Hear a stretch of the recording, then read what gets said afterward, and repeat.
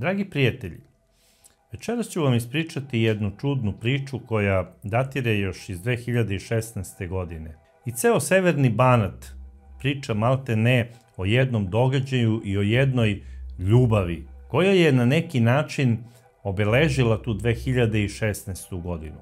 A da li je zapravo to bila prava ljubav ili nešto sasvim drugo? Vidjet ćemo. A radi se naime o ljubavi između jedne Sabine, 18-godišnje lepotice, i jednog Milana koji ima 24 godina. Isto lep mladić, bili su lep par. I ko su zapravo to dvoje mladih i lepih ljudi? Sabina je rođena 1998. godine u Zrenjaninu.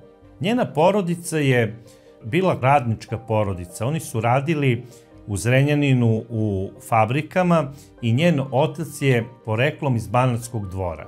I Sabina je u tom svom odrastanju sa porodicom imala stariju sestru koja je bila godinu dana starija i imala je mlađeg brata. Mlađi brat je bio od nje mlađi 10 godina. Sada, porodica je funkcionisala u početku baš onako kako treba. Što bi se ono reklo, puna ljubavi, imali su zdrav odnos, deca su odrastala u jednoj atmosferi koja je odisala ljubavlju, slogom i pažnjom. Jedna harmonična priča. I Sabina je sa svojom sestricom, a kasnije i sa bratom, kad god bi imala vremena, odlazila kod babe i kod dede u Banatski Dvor. Nije ni znala da će jednog dana taj Banatski Dvor biti malte ne njeno mesto gdje će ona biti stalno nastanjena i koji će biti zapravo njena sudbina, na neki način. A evo šta se dešava. Sabina prvo završava osnovnu školu, a po završetku osnovne škole upisuje i srednju. I upisala je srednju tekstilnu školu. Ona je maštala o tome da bude tekstilni tehničar i znala je lepo da crta. Htjela je na neki način da unese jedan svoj stil modeliranja i volela je da crta te modele, devojke i mladiće u raznim kostimima i odelima. I maštala je da jednog dana, kada bude imala dovoljno radnog iskustva, a naravno, kako se to uvek kaže, i malo sreće, da ode za Pariz i da tamo otvori svoj modni salon za izradu luksuzne garderobe. I naravno živela je ona svoje snove, maštala je o tome, završavala je godinu po godinu i baš te 2013. godine, kada je upisala tu srednju tekstilnu školu od koje je ona mnogo očekivala, dešava se neki razdor u porodici gdje je živela. Zapravo dolazi do nekih nesuglasica između njene majke i oca i njena je majka odlučila da se razvede od supruga i to je i uradila. I ona se preudaje. I ni manje ni više ona se preudaje u rodno mesto njenog supruga. I ona je odlučila da se uda za jednog gospodina iz Banatskog Dvora. Banatski Dvor je inače udaljen 15 km od Zrenjanina. I ne samo što se preudaje, ona vodi i svoju decu za Banatski Dvor u kuću svog budućeg supruga. Najstariju ćerku Sabinu i sinčića koji u tom periodu ima nekih 5 godina. I šta se sada dešava? Sabinina starija sestra ipak je odlučila da živi sa ocem u Zrenjaninu. A Sabina sa majkom, sa svojim bratićem i sa očuhom počinje da živi u Banatskom Dvoru, u kući svoga očuha. I svakog dana je putovala do srednje tekstilne škole autobusom. Bila je prelepa devojka, uvek nasmejana i volela je da se šali i druži sa drugaricama i sa društvom. Stalno je učestvovala u tim nekim kulturno-umetničkim dešavanjima u Banatskom Dvoru i mnogo su je tamo ljudi zavoleli i izgotivili. A s obzirom da je i njen otac poreklom iz Banatskog Dvora, svi ljudi u Banatskom Dvoru su je doživljavali kao svoju, što ona i jeste bila njihova. I ona je prelazak u Banatski Dvor doživjela kao nešto što je sasvim normalno i podržavala je svoju majku u tome da zapravo zasnuje novi brak i da u tom braku da maksimum svom suprugu i da učestvuje na neki način kao podrška svojoj mami. Jer, kako je rekla mama, mislim, bez obzira što ja i dalje volim tatu, ipak smatram da si ti bila apsolutno u pravu što si se sada ponovo udala. Sabina je verovala u ljubav i ona je videla da je njena majka iskreno zaljubljena u svog novog partnera i podržavala je tu majčinu ljubav. Kao kruna te ljubavi dolazi i sinčić i Sabina naravno dobija te 2014. godine još jednog bratića i bila je najsrećnija na svetu. Nastavlja da ide u srednju školu, mašta znači svoje velike snove i baš kada je završavala 3. godinu srednje škole, to je bilo u februaru, za dan Svetog Valentina, ona upoznaje jednog mladića na jednoj igranci u Banatskom dvoru, a pre toga sa tim istim mladićem ona je zakazala sastanak baš za dan Svetog Valentina u Banatskom dvoru, tamo u toj sali gdje su održavali tu neku igranku, jer ga je upoznala preko Fejsa. Njoj je izgledao taj mladić jako lep preko Facebooka i smatrala je kao da ga zna čitav život. Jer znate kakva su sada deca, počnu komunikacije preko tih društvenih mreža i više veruju kompjuteru i onome što se tamo piše, nego sada da je upoznala nekog dečka u kafiću i da počinju da izlaze zajedno. Ona je imala utisak kao da se već mesecima i mesecima zabavlja sa tim mladićem, jer oni su komunicirali skoro 6 meseci preko Facebooka. Jer na osnovu te pisane komunikacije preko društvenih mreža, današnje generacije tako održavaju svoju vezu, uglavnom. Mislim, to nije ništa čudno.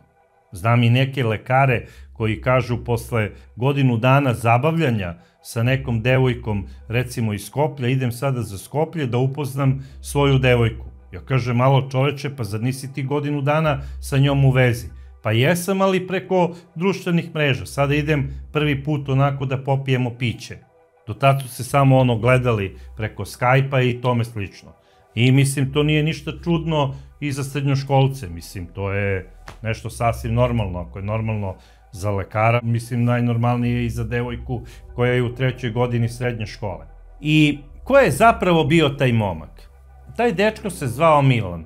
Milan je tada kada su se upoznali imao 24 godine i bio je 6 godina stariji od Sabine. Pre svega, kada ga je videla Sabina tada tog dana na toj igranci 14. februara na dan Svetog Valentina, ona se oduševila zato što je upravo izgledao onako kako je izgledao na tim svojim objavama i ne samo to, bio je još i lepši.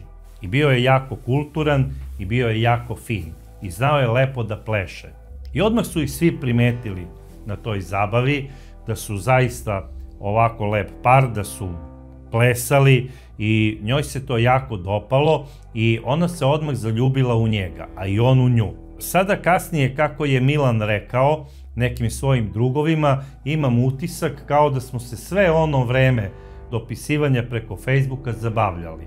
Ona je upravo takva, još 10 puta i bolja. Nije bilo razočarenja, nego ljubav na prvu i na opšte zadovoljstvo svih prijatelja i Milanovih, a i Sabininih. Oni su otpočeli zajedničku vezu i bili su zaista skladan i prelep par. Milan je Sabini odmah objasnio da on jeste završio srednju ugostiteljsku školu i da je nekoliko puta počinjao da radi kao konobar u nekim kafanicama, međutim to nisu bili stalni poslovi, to su bili privremeni poslovi i da je sada najzad našao pravi posao koji doduše nije u njegovoj struci, ali po nagovoru oca počeo je da radi u očevoj firmi, a ta firma se zove Radijatori iz Zrenjanina. I on je počeo tamo da radi i bio je obavezan malte ne svakog radnog dana da bude u Zrenjaninu. I njemu je to odgovaralo, zato što je i Sabina svakog dana bila u Zrenjaninu, jer je išla tamo u srednju školu i oni su se uvek dogovarali gde ko koga da čeka. I tako je to funkcionisalo, ta njihova veza je bila ono maltene sada svakodnevna i šta više, počinje Milan da vodi Sabinu u njegovu rodnu kuću, u selu Mihajlovo pored Zrenjanina. I njegovi roditelji su bili oduševljeni Sabinom, njenim izgledom i njenim ponašanjem. Bila je pre svega kulturna, fina, pedantna. Prosto su je obožavali. Milan je imao i stariju sestru koja je živela u Mađarskoj i imao je starijeg brata koji je živeo i radio u Beogradu. Tako da, na neki način, njegovi roditelji su računali da je on taj koji treba u toj kući u Mihajlovu da bude naslednik domaćinstva. Znači da se oženi, imao je 24 godine i da zasnuje porodicu. Ja mislim da kada je počeo vezu sa Sabinom i kada je prvi put doveo u svoju kuću, da su najverovatnije i njegovi roditelji na njega uticali ono u pozitivnom smislu: sine, imaš 24 godine, sada je pravo vreme i da se oženiš i da na vreme dobiješ decu. Ničeg nema tu lošeg ako su tako govorili njegovi roditelji. Naravno, i Sabina vodi Milana u kuću njenog očuha i njene majke. I tamo kada su došli u Banatski Dvor da posete njenu porodicu, njena porodica je bila oduševljena Milanom. Sabina je pozvala i svoju stariju sestru kako bi je upoznala sa Milanom i da od nje čuje mišljenje kakav je on i da li je dobar onako dečko po njenoj proceni. I naravno, svi su bili oduševljeni Milanom. Očuh se i raspitao kod nekih ljudi iz Mihajlova o porodici Milanovoj, ko su, šta su, i svi su rekli da je to jedna časna i divna porodica. I da niko iz te kuće nema nikakvu mrlju. I da drže do svog obraza malte ne kao i do svog oka. Toliko im je bitan čist obraz da ne bi ništa uradili što se prkosi bilo kakvim zakonima. I posle mesec dana zabavljanja, na Sabinino opšte iznenađenje, onako bila je prosto uplašena, unezverena, nije znala šta da radi. Primetila je da joj izostaje mesečni ciklus, zatim postala je nekako umorna stalno i osjećala je da se nešto u njenom telu, nešto čudno dešava. I Sabina se uplašila da nije trudna, da nije u drugom stanju. Pitala je i stariju sestru, međutim ova je rekla, pa ne znam, mislim, idi do apoteke i kupi nekoliko onih testova i uradi test na trudnoću. Što je ona i uradila. I tog dana kada je radila to testiranje, bila je kod Milana kući. Bila je šokirana saznanjem da je u drugom stanju. Prvo nije znala kako će sada da reaguju njeni, jer ona je još uvek školarac. Ona želi da završi i 4. godinu srednje škole. U tom trenutku ona gleda onaj test, gleda one 2 crte i ne veruje šta vidi. Obliva je hladan znoj i odlučila je da to prvo saopšti Milanu i rekla mu je. Milan je rekao, pa dobro, jesi ti sigurno da si trudna? Pa kaže da, mislim, osjećam se jako čudno, nedelju dana mi kasni mesečni ciklus, ne znam šta da radim, malo sam uplašena. I Milan je rekao, pa dobro, mislim, nemoj da se plašiš, idemo preko puta do Ćevabdžinice, idemo da pojedemo po jednu pljeskavicu i da vidimo šta ćemo i kako ćemo. I Milan je tada otišao sa njom, na neki način je ulio u nju neko poverenje. Ti ćeš reći sada tvojim roditeljima, vidjet ćeš kako će tvoja majka da reaguje na sve to, reći ćeš i sestri da si trudna, ja ću reći ocu da on razgovara sa mojom majkom, da vidimo šta trebamo da radimo. I taj razgovor je nekako bio normalan između Milana i Sabine, bar u tom trenutku. I naravno, Milan je i uradio upravo onako kako je rekao. Razgovarao je sa svojim ocem, otac je razgovarao sa majkom, a majka kada je to čula bila je presrećna. Sabina razgovara sa svojom mamom, kaže mama, ja sam u drugom stanju, radila sam testove na trudnoću i majka je rekla, sine, nemoj da brineš, otići ćemo do bolnice kod lekara da uradiš sve ove testove u laboratoriji, da se konsultuješ i sa lekarom, a što se mene tiče, ako ti voliš Milana i ako Milan voli tebe, ja ti na neki način, evo, dajem blagoslov, ali razgovarat ću i sa njegovim roditeljima i ako je to neka sigurna priča, znači ozbiljna priča, da ti možeš da se udaš, zašto da ne? Na kraju krajeva smatram da devojke trebaju da rađaju na vreme. I sada tu je majka možda iz najboljih namera da podrži svoju ćerku, možda neoprezno, malo se istrčala i tom podrškom na neki način faktički ko da je stavila tačku na odluku između Sabine i Milana, mislim dajem blagoslov, uzmite se. I naravno sledeći sastanak između Sabine i Milana, koji je ona jedva dočekala, znači u Zrenjaninu, da se nađu tamo gde se nalaze svakog dana, posle škole. Tamo je Milan već čekao, isto onako nervozan, da sazna kako su reagovali Sabinini roditelji. I kada je Sabina Milanu saopštila da njeni roditelji nisu imali nikakvu negativnu reakciju na to što je ona rekla da je trudna i da ima nameru da se uda za Milana, Milan je bio oduševljen i rekao je, znaš šta, Sabina, i moji roditelji su oduševljeni, i otac i majka. Oni bi jedva čekali da mi zakažemo svadbu i jedva čekaju da dobiju unuče.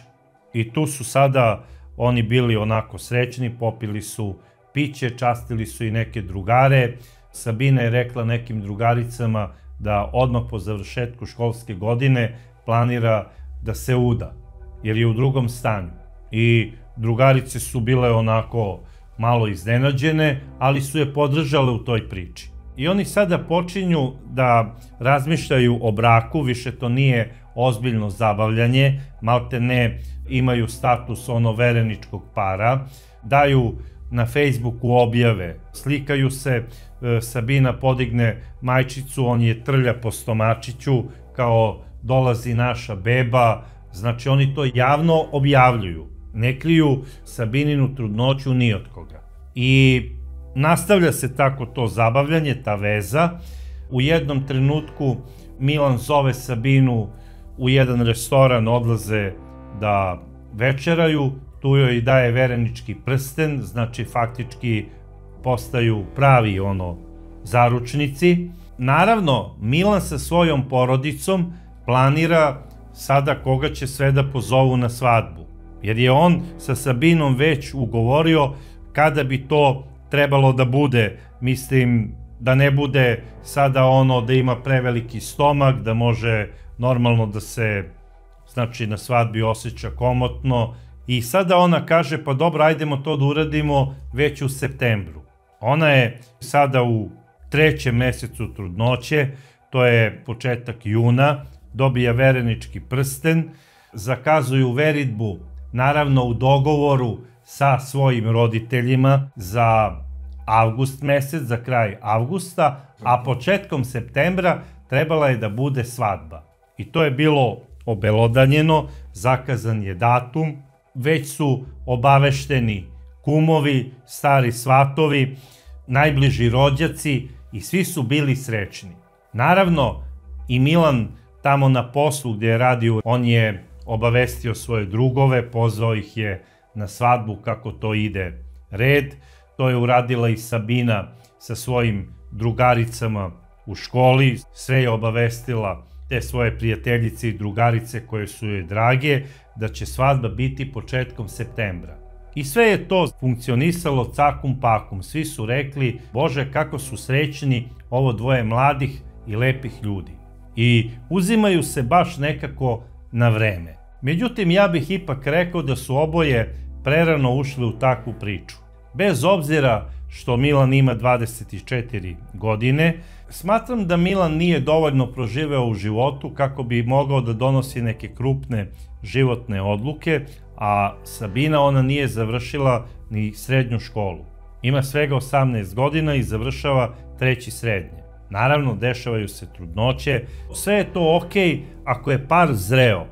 Međutim, oni meni deluju kao nezreli, mladi su. Sabina jeste mlada, a opet Milan mi deluje kao neko ko apsolutno ne kontroliše situaciju. I ja čak mislim da je on pod utiskom roditelja, možda grešim, kako bi udovoljio, znači, njihovoj želji da se on oženi, zato što oni smatraju, eto, on ima 24 godine, pa i njegov tata se oženio sa 22, pa porodica, pa kako to ide, jer na selu je posebno nekako to jako bitno da se sve dešava u pravo vreme. I smatraju, ako neko ima 24 godine, da je to priča kada već treba da ima porodicu. I sada Milan, bez obzira što sam ubeđen da mu se nije baš ženilo, on je više to uradio zbog roditelja. I sada nema povratka, nema rikverca. Obaveštena je cela familija, i njegova, i Sabinina, i onda, eto, oni sada su maltene dovedeni pred svršen čin. Ali realno, njih dvoje se uopšte i ne poznaju. Jeste to bilo nekada, dođu isprosnici, aha, devojka je to, pa vide, uzimaju se, ali to nije bilo preko Facebooka, to je bilo preko provodadžija. Tu su familije radile, malte ne ispitivale genetiku godinama, da bi se neka devojka isprosila iz neke porodice. Ovde sada se radi o dvoje mladih koji se znaju 6 meseci preko društvenih mreža, 4 meseca se oni zabavljaju, to je klasično po meni ono školsko zabavljanje, ona je srednjoškolka, bez obzira što su sada devojke fizički onako i naprednije i bujnije, smatram da te društvene mreže malo ih nekako zadrže detinjastim. Nekako se osjećaju kao da su u nekom crtanom filmu. Nemaju dovoljno kontakta sa realnim svetom i nemaju toliko iskustva sa muškarcima, bez obzira koliko su dečaka ili momaka promenile, u smislu zabavljanja. To su sve nezrela zabavljanja i nezrele veze. Prava veza je ona gde jedno drugoga razumete i da znate da možete da računate na svog partnera u svakom trenutku i da svom partneru možete nešto i da istolerišete. A ovde imamo dvoje mladih koji su se odjednom našli u nebranom grožđu. I sada imamo Sabinu koja je u drugom stanju, ona je naravno sada u jednoj drugačijoj situaciji, ona je malo više nervozna, razdražljiva je, drugačije se ponaša, svadljiva je, sklona je plakanju, mislim zato se i zove drugo stanje. I pod uticajem hormona je koji apsolutno menjaju njeno telo i naravno psihu. I još ta devojka treba da se ponaša normalno dok je na časovima u školi. To joj daje još veći onako pritisak u mozgu. I sada kada se nađe tamo sa svojim dečkom Milanom, on i dalje drži neku svoju priču kako treba devojka da se ponaša, zna je kada su počeli da se zabavljaju, odnosno misli da je zna, jer oni su se samo mesec dana zabavljali i ona je zatrudnela. Najverovatnije da mu je ona nešto sada rekla u smislu pa ti mene i ne voliš, ti eto sada samo želiš da se oženiš zato što si obećao svojim roditeljima. Sabina je u ovu vezu ušla iz ljubavi i ona je htela da se uda iz ljubavi prema Milanu. A on je hteo da je oženi samo kako bi dokazao roditeljima da je eto on sada sazreo i da je pravi muškarac i da je častan čovek. I sada za njega isto nema povlačenja. Zna to njegov rođeni brat, zna sestra, zna cela familija, eto on se u septembru ženi. I u tom trenutku možda je on i rekao nešto Sabini u smislu da sam znao da si takva ne bi te ni oženio. A ona mu je naravno i odgovorila pa mislim ti ne ženiš mene zato što me voliš, nego me ženiš zato što sam trudna. I šta se dešava tog kobnog 10. juna? Dok su oni razgovarali, Milan je Sabini udario nekoliko šamara, zapravo 3. I Sabina ustaje, uzima svoj telefon i kaže sada bi trebala da pozovem policiju i da te prijavim za nasilje, ali ja to neću da uradim, ali da znaš da sada idem kod mame kući i reći ću joj da od svadbe nema ništa. Ja ne želim da se udam za tebe zato što si me tukao. I ovo ti neću oprostiti. I Sabina odlazi sada, zaista nije ni čekala autobus, uzela je taksi, otišla je iz Zrenjanina za Banatski Dvor taksijem, dolazi tamo i rekla je svojoj mami da je pretrpela nasilje od Milana i da ona raskida veritbu i da ne želi da se uda za njega, da će ona biti samohrana majka, da će posle diplomskog u srednjoj školi naći posao u fabrici, da će izdržavati svoje dete kao što rade i mnoge majke koje su samohrane, jer ne želi da živi sa čovekom koji je nasilnik. I kako je rekla svojoj mami, posle šamara uvek dolaze dobre batine. Ja ne želim da živim sa suprugom koji je nasilnik.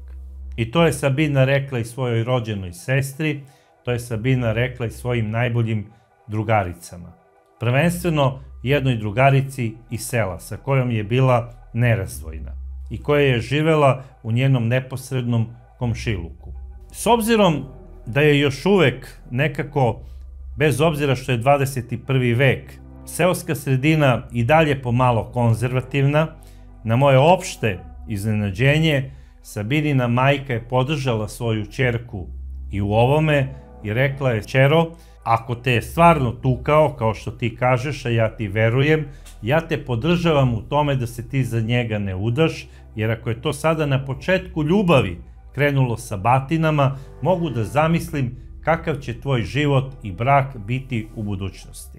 I majka je podržala svoju ćerku da raskine veritbu i da od svadbe ne bude ništa. I šta se sada dešava?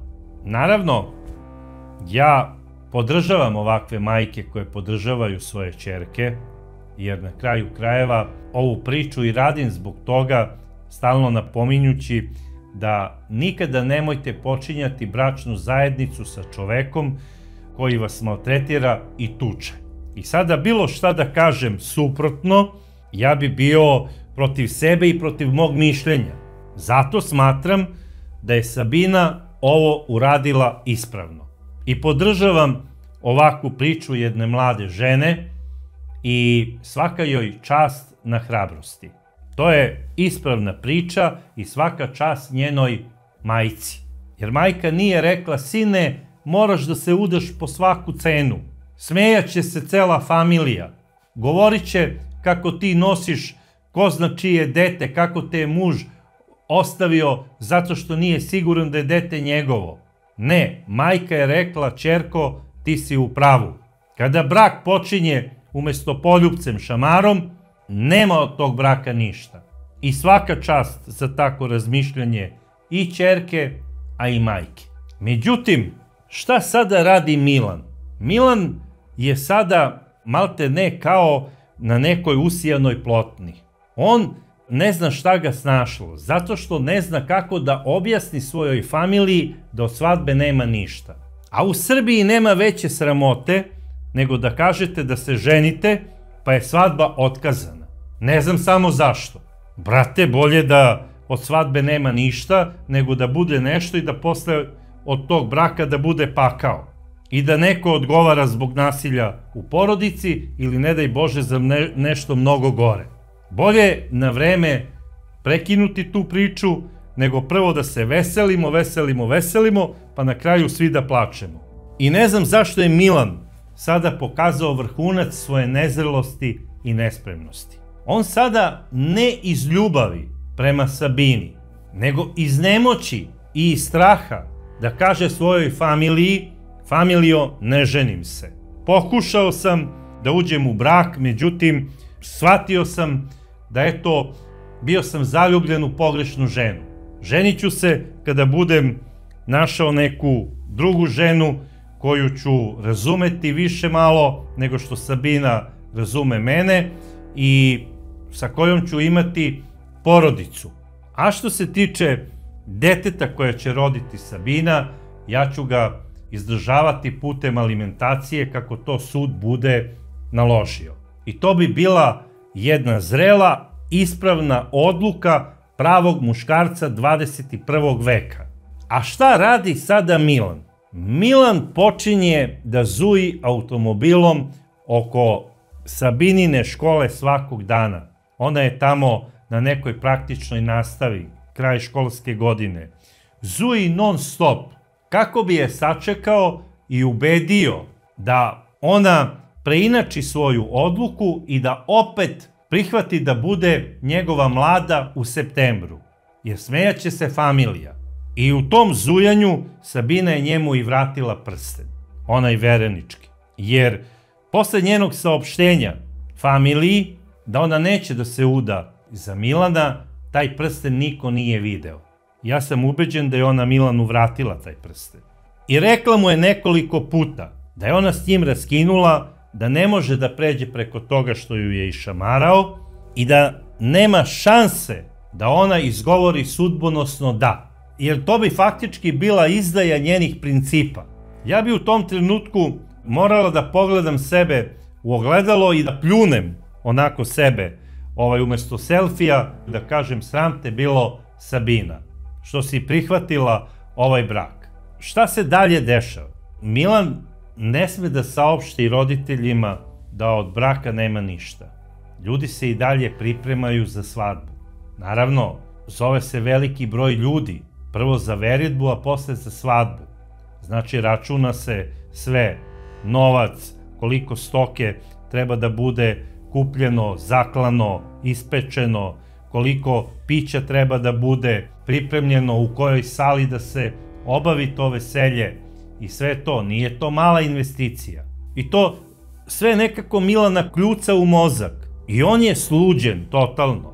Umesto da kaže Milane, polako povuci ručnu da vidimo šta ćemo, kako ćemo, otići ću ja sada, ima prvo do avgusta, još dosta treba da prođe ceo jul, pa onda da dođe avgust, kraj avgusta za veritbu, nekako ću ja njoj prići, pašću na kolena, rasplakaću se, ubedit ću je da je volim i da to više nikada neće da se ponovi. Da je to bila greška, nisam je razumeo u određenom trenutku, shvatio sam da sam pogrešio, pre ima ruku da odsečem nego više da je udarim, nisam shvatio njeno drugo stanje, sada sam se raspitao kod starijih oženjenih prijatelja i drugara tamo na poslu, svi su me grdili i rekao bi Sabina, dušo, u pravu si 100%, ali te molim, ne zbog nikoga, evo nećemo praviti svadbu, idemo da živimo na nekom pustom ostrvu, ali želim da ostatak života provedem sa tobom.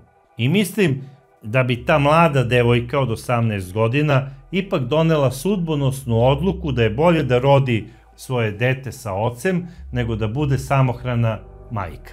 Ali Milan ne.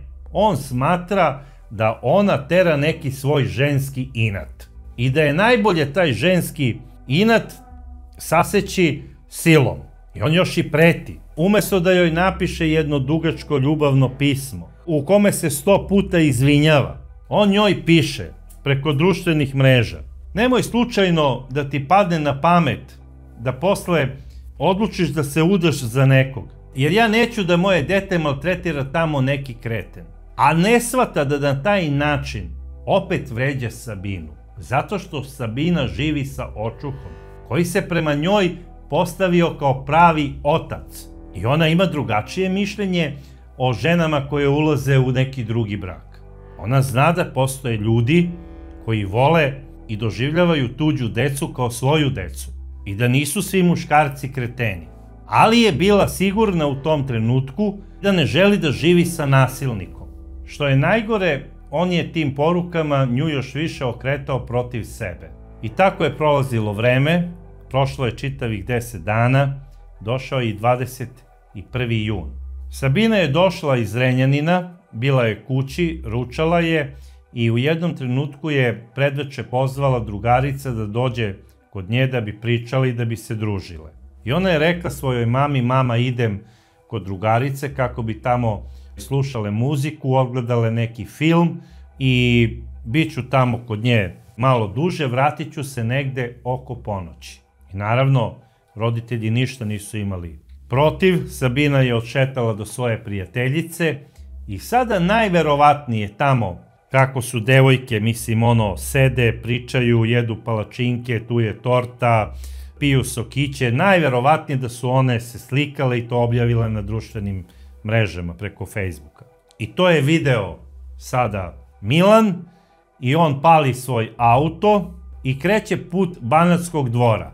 Znao je on tačno o kojoj drugarici je reč, poznaje je, došao ispred njene kuće, uparkirao se i sačekao je Sabinu kada je izašla i kada se pozdravila sa svojom drugaricom i krenula je kući. On je onda izašao iz auta, onako iz nekog prikrajka, prišao je Sabini, razgovarao je s njom i šta je sad on njoj rekao? Čime je on nju ubedio? Jer nije upotrebio silu, ona bi vrištala. Ona je dobrovoljno ušla iz sela u njegov auto. Najverovatnije je on rekao da odu na neko mesto kako bi popili piće, kako bi razgovarali o svemu, da on želi da se njoj izvini ili je možda stvarno imao tu nameru. Jer o ovom mladiću niko nije imao ružnu reč da kaže. Svi su govorili kako je on predobro dete iz najbolje familije u svom mestu. Uopšte nikada nije bio nasilan. Nikad se ni sa kim nije potukao u osnovnoj školi, u srednjoj školi.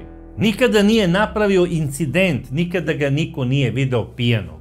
Momak, za primjer, da sam ja provodadžija, ja bih rekao Milan je prava prilika za ženidbu. To bi rekao i najbližem rođaku i najboljem prijatelju. Ali očigledno da nije bilo tako. I da je u ovom mladiću postojala neka mračna crta koju niko nije mogao da vidi do tada. Neki njegovi unutrašnji demoni su bili u njemu i oni su mu govorili šta treba da radi.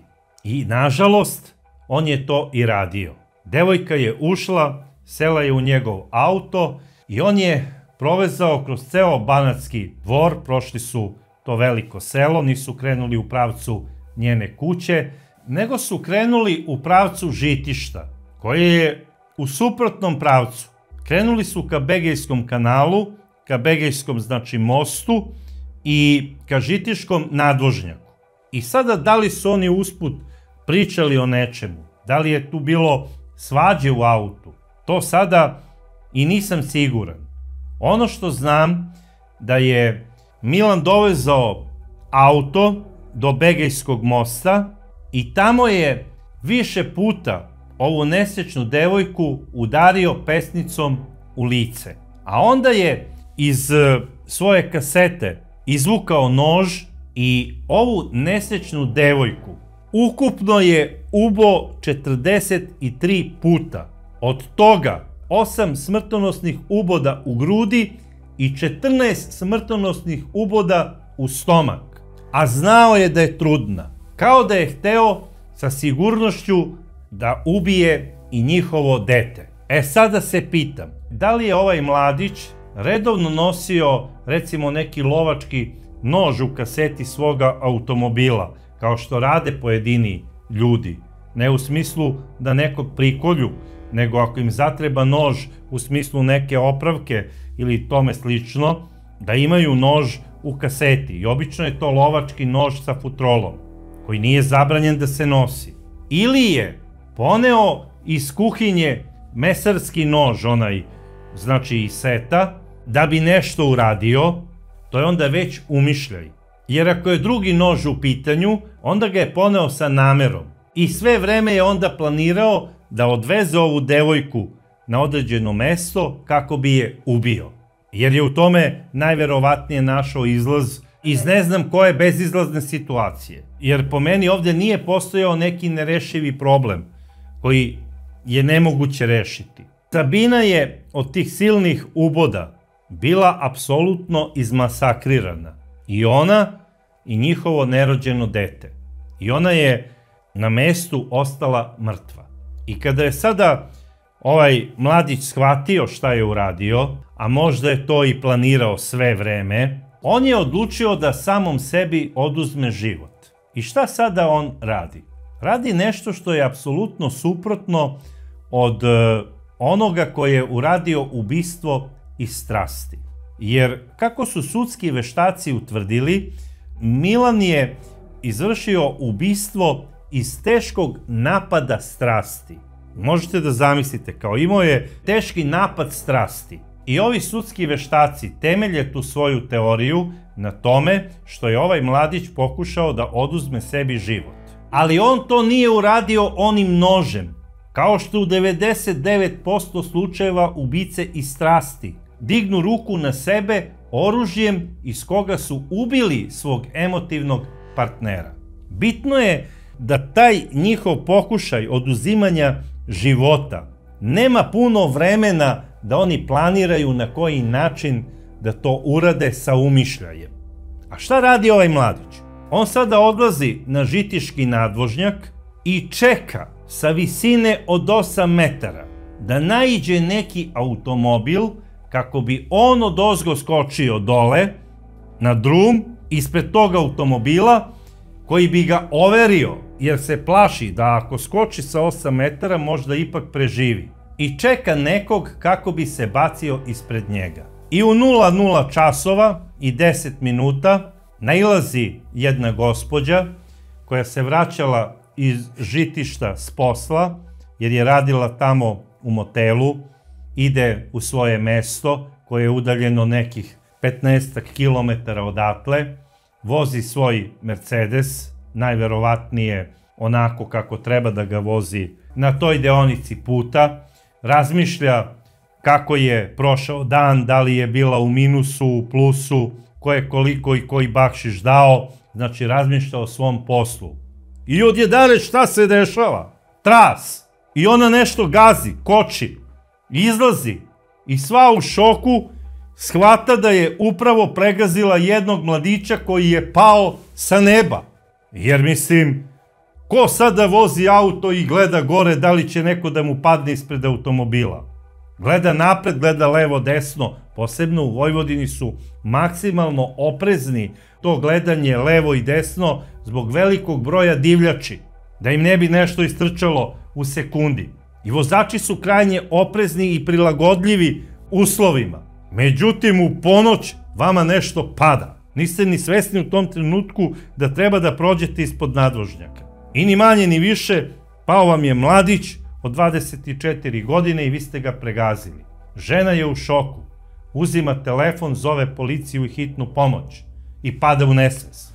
I policija kada je došla, zatekla je tu jadnu ženu kako je pala onesvešćena i videli su da je udarila ovog čoveka koji, ne znam da li je prvo tresnuo o asfalt pa ga je ona overila, možda je on poginuo kada je pao, možda ga ona uopšte nije ni ubila. Ono što znam da je hitna pomoć prevezla i nju i njega, a policija je na opšte iznenađenje i užas pronašla u njegovom automobilu i telo nesrećne Sabine.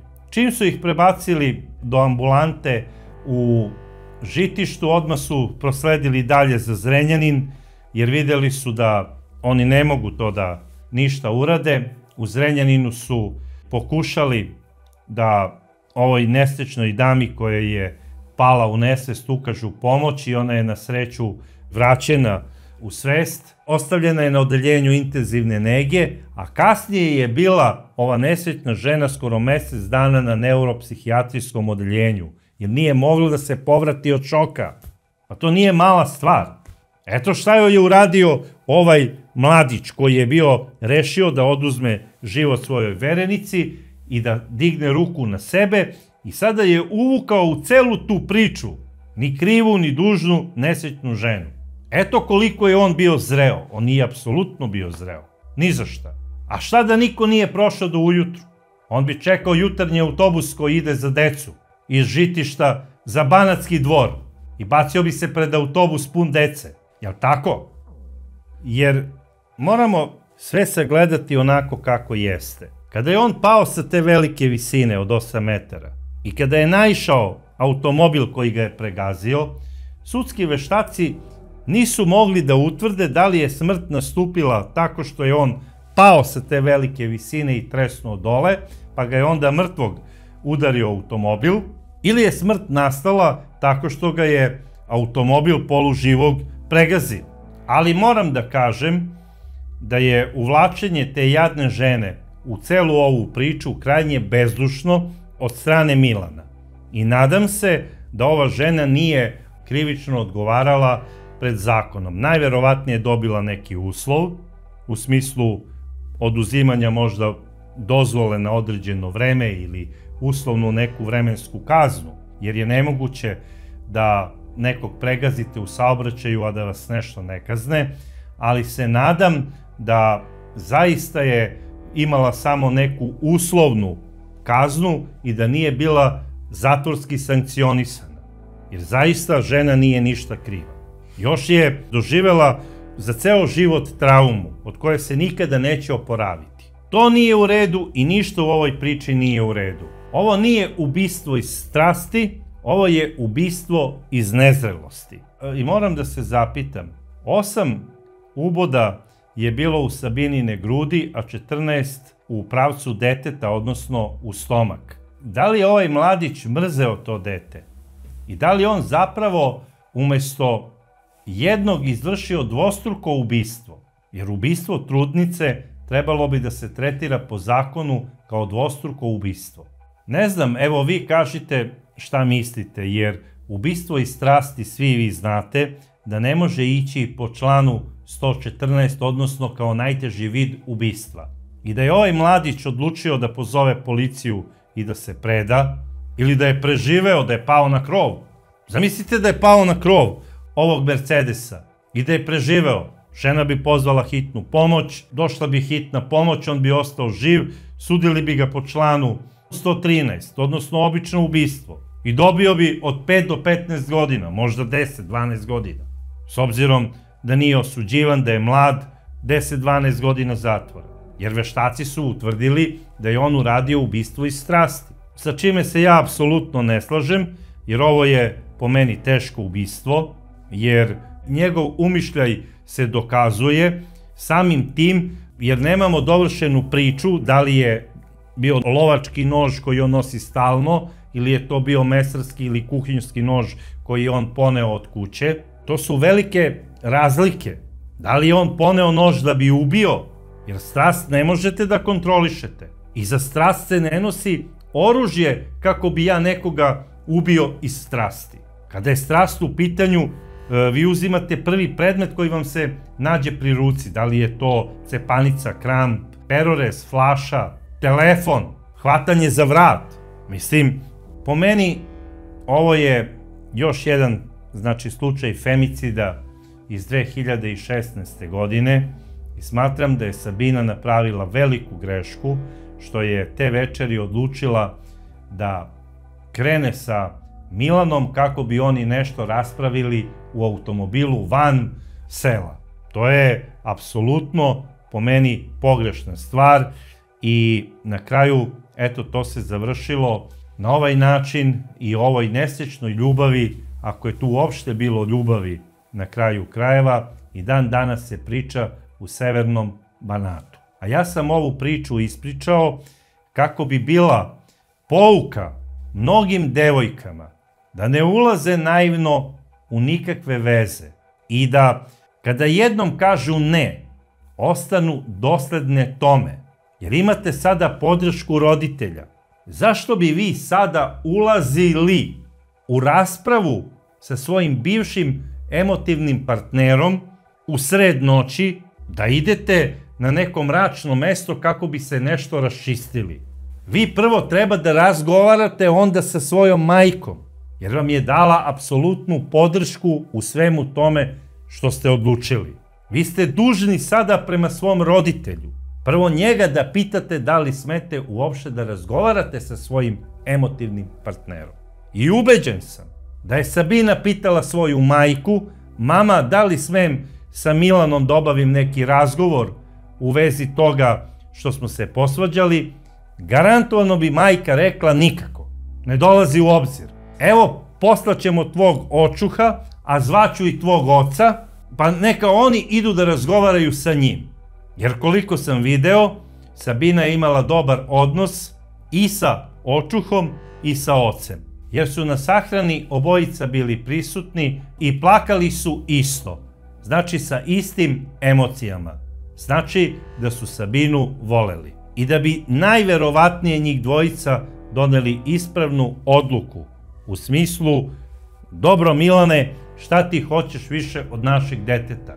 Da li ti imaš nameru da se ženiš i da budeš glava te porodice ili da budeš mučitelj i nasilnik nad našim detetom? Evo, obojica ćemo da ti lupimo po jedan šamar, a ti nam to odmah oprosti i sutra nas zovi tata.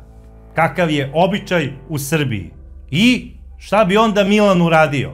Ako ne bi pobegao glavom bez obzira, sigurno ne bi mu palo na pamet da sačeka da mu udare i oni po jedan šamar, jer svi roditelji su kivni kada im neko maltretira dete. I bolje da je sačekao da prođe i septembar i oktobar i da se rodi dete tamo u novembru i da on kao otac plaća alimentaciju, pa ako toliko voli Sabinu, da sačeka da se stvari malo srede među njima i da pokaže to očinstvo na pravi način i da se ponese kao pravi suprug prema Sabini.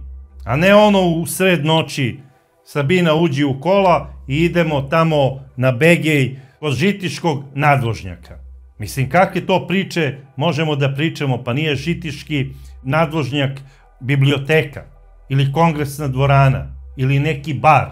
To je pusto mesto. U to doba noći tamo prolaze samo oni koji se vraćaju iz noćne smene ili se vraćaju ljudi koji su se malo duže zadržali u nekoj kafani. I prema ovim podacima koji su dostupni i vama preko raznoraznih medija na internetu, ja bih voleo da ispratite ovaj slučaj i da kažete vaše mišljenje o svemu ovome što sam pričao. Da li vi mislite da je Milan ubio Sabinu iz strasti ili sa umišljajem? Više nemam šta da kažem u vezi ovog slučaja, osim da vas pozdravljam do sledeće čudne priče. Stop nasilju nad ženama!